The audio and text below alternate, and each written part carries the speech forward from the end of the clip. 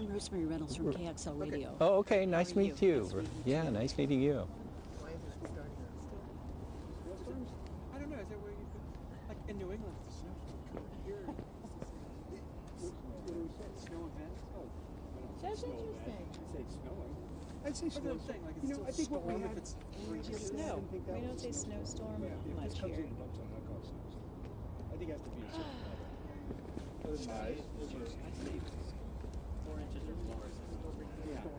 I say 3. I said far away. Okay, sounds good. Thank you. I was going to go 3 and I said, I default to even numbers. Okay, coin is not coming. So Okay. we Give can, me like one more minute. yeah, totally. Sorry, guys. No problem. 59, 58. We're going to be here till the snow flies anyway. So we're going to be here for like 14 hours? More like a week. Let's hope that's not. Wait a minute, it's supposed to snow? I call anybody under. Man. We're here for a reason. Wait, turn over to rain. Oh, thank goodness. That might be a southerly flow. I hope so. Southerly flow. Tuesday. Come on, kind of end it, but we'll see. Bring in that southerly see. flow. That's the trouble. 45 degrees. The Northwest here in this side of the state, you can't forecast. You know, It's too iffy. There's too many microclimates and all that. to forecast. It's a tough The place. other thing I always find is they always say, yeah, Wine the industry. cold air is going to leave us on this day, and it always seems like it stays longer than they think it's going to. It always seems like there's an extra day of Or cold it air. switches to freezing rain or something like that. Whatnot. Fairly. Yeah. You hang on to that. You got it. It's pretty rare that they're busy. All right.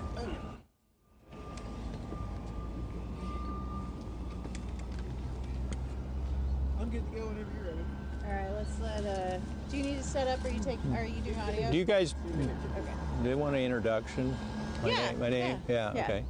So they'll say your name, spell it, title. Okay. Talk just a little about WashDOT preparations for snow and ice. Yep. They told you that when you got hired, right? That you have to do this. Mike was hired like a long time ago. I've done more than one of these, but it's been a while. How long in Washoe?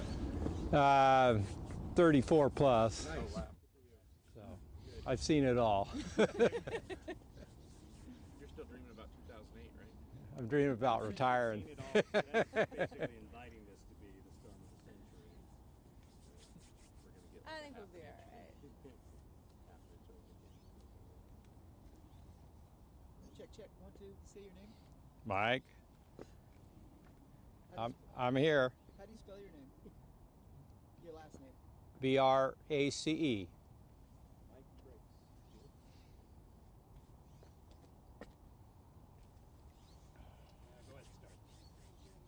Go ahead and start. What's your title? Hi, I'm Mike Brace, Washington State DOT. My title is Maintenance Lead Tech here for WashDOT.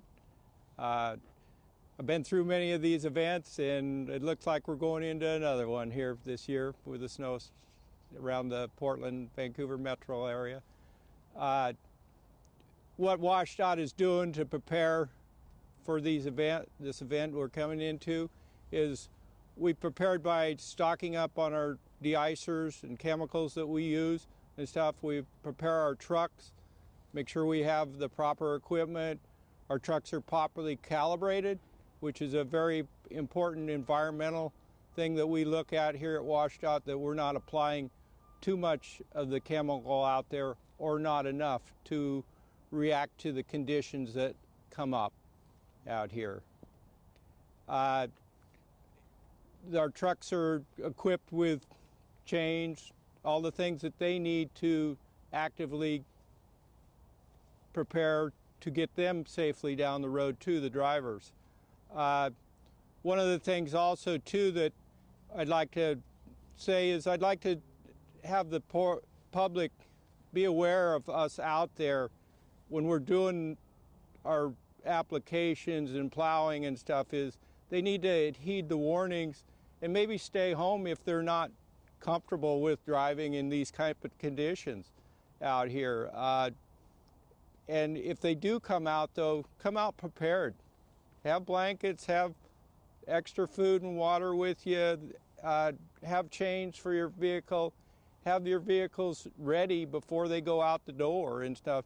So many times people are out there and they're broke down for various reasons on the road that they block our winter operations of trying to clear the roadways and make it safe for it. And they're out there trying to put the chains on or something, and it's real difficult for our drivers, and it's unsafe for the public too, to be disabled out there in these type of conditions out there.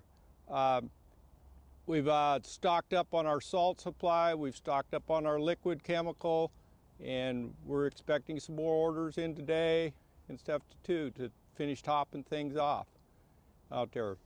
One of the things too is if we're out there doing a team plow operation where we've got multiple trucks and we're clearing the highway multiple lanes, we'd like the public to know to stay behind us and stay back. Don't try and pass our trucks out there. It's bad. They're going to lose control in front of us. Our trucks got to stop severely quick, and they can't. These large trucks are hard to stop with these big plows on them and stuff. They're not real active like a little car to respond to quick actions on there. So can I ask you, Monday was kind of a warm-up, I guess. Do you look at that differently than this one? Was it a warm-up? Do you recalibrate it? Is it a different mindset coming to something that looks bigger? Yes, it is a different mindset, you know, and we had some little hiccups, you know, and so we go back and we look at the data and look at the calibration on the trucks, look at the tracking devices on it, look at everything, and like I said earlier, we're restocking with everything, our chemicals and things like that. We're looking at the storm event coming in. Is it coming in as rain? Is it coming in as snow? How long is the cold going to stay in? How many inches of snow are we getting? You know, those types of things, you know, where it's going to hit throughout our area. You know, some areas it might come in as all snow, other areas it might come in as rain.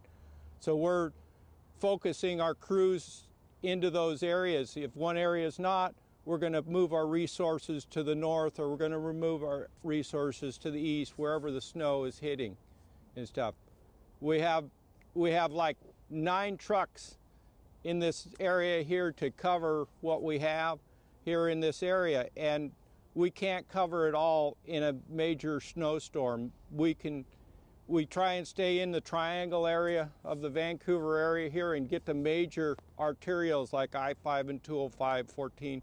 Those areas, make sure they're open for emergency vehicles and so forth, you know, and the public to get them going on it. It's Because you've been doing this for a long time, what are some of the big trouble spots that are there every single year that people need to know about? The big trouble parts is getting the public's help to back off on our trucks and let us get our job done out there. So we can give the public a smooth and safe highway, you know, for them to travel on out there.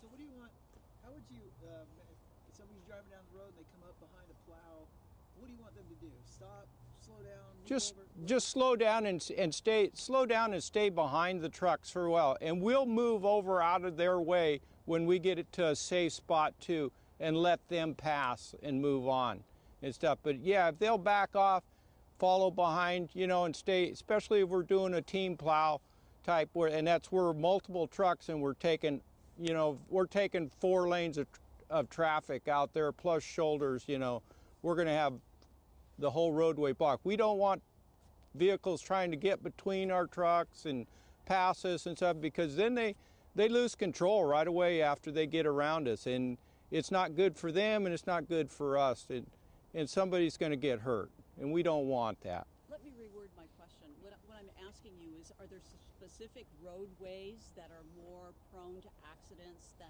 others? Not necessarily. You know, they can all be treacherous if we have this kind of event. You know, people just need to slow down and watch the forecast and go out there prepared, you know, because they're going to get into trouble if they don't. And do you have any priority roadways, or any highways more oh yes, than others? Yes, our priorities here for this Vancouver area here are what we call the triangle, and that's I-5 from 179th down to the interstate bridge, SR-14 up the river and stuff on up to 205, and then back on up to I-5 on 205.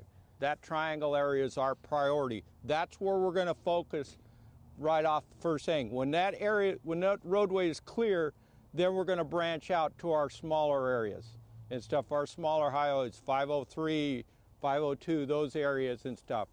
And we'll even branch out farther to the north on I-5, on up towards La Center and up that way.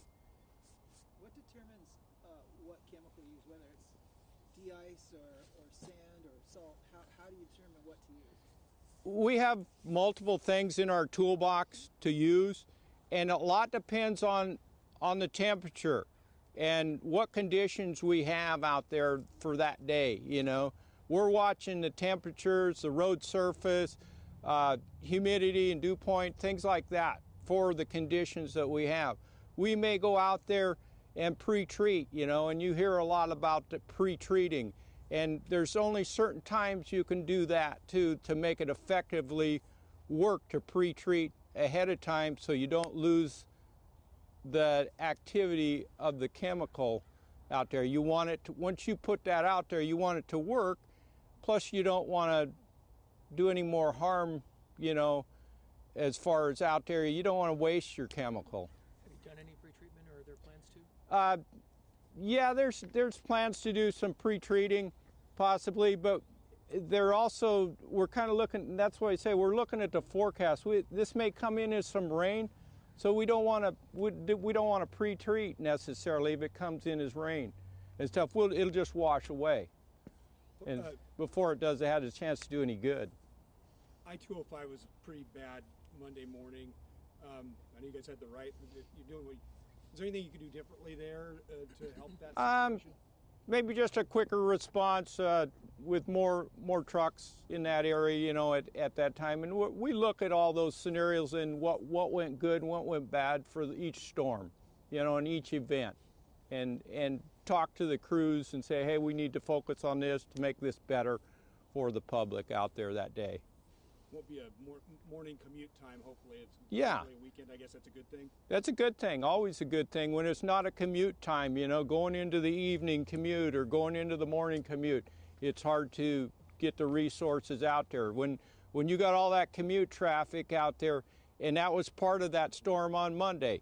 We had so much commute traffic, we couldn't get our trucks turned around and into those areas fast enough and stuff. Traffic won't allow us and stuff when it's all backed up like that.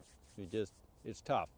Hey, Mike, I don't know if you can address this, but what about folks that may be traveling to Seattle this week out of your district? I mean, they're getting hit already. They're getting hit. They're going to get hit hard up there too. In the whole I-5 corridor from here to the Canadian border is going to get hit hard, you know, throughout and we've been gearing up throughout the state with extra chemical and stuff and getting their resources set up. So it's probably not a good weekend to be traveling north on the freeway and stuff for the weather and into the first part of next week.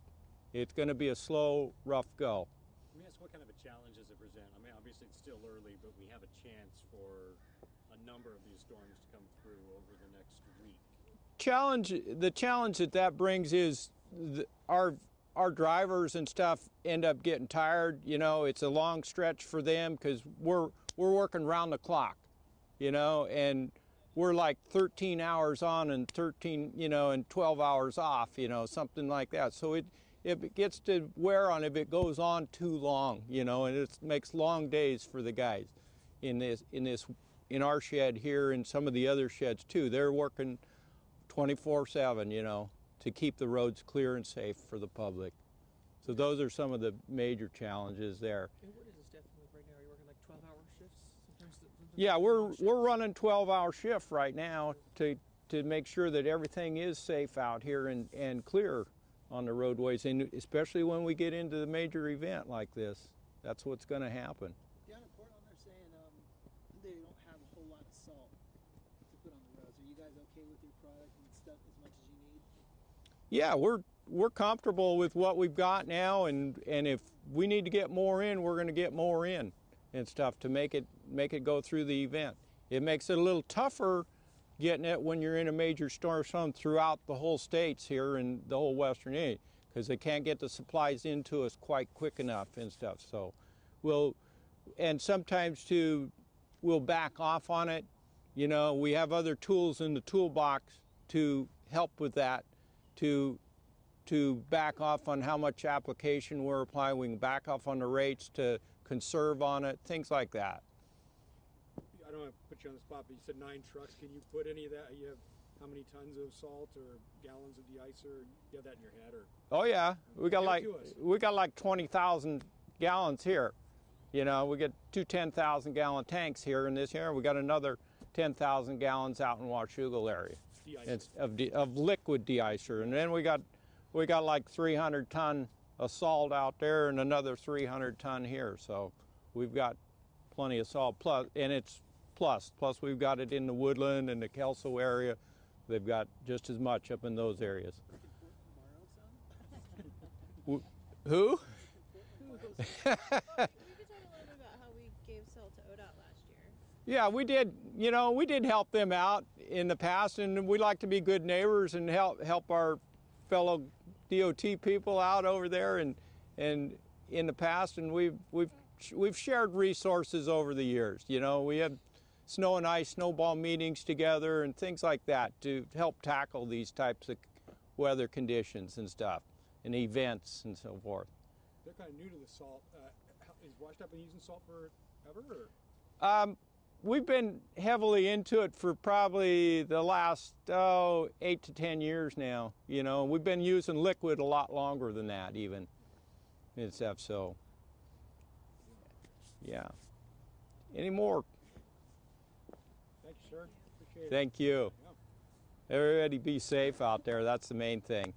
We all go home safe. Sure. Awesome. You guys too. All right. We do have a blog that outlines the priority route. Take the mic from you. Sure. Good job, Mike. Thank Is you. there you said we could see the salt? The Oh, salt sure. part? Yeah, we can Is go it back. over here? Where is it? Yeah, it's about back. Back in? Oh, cool. Yeah. Yeah, I'd like to get pictures of that. I don't know whose is who. We'll sort it out. Here's Mine one. is the cool one. Mine's the analog one. You have an analog? This is mine. Yeah, I have a spare camera in this. Is that yours? Yeah, this is mine. this one. Thank you, sir. Yeah. What's that? What was your name? Chad. Chad. Nice to meet you, Chad. Nice to meet you.